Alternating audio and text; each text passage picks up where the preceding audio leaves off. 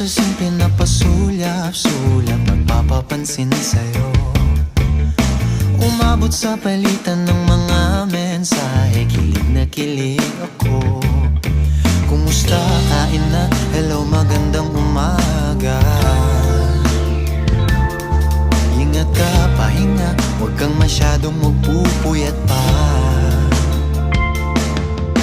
Naramdaman ng puso na dahan-dahan akong nahuhulog sa'yo.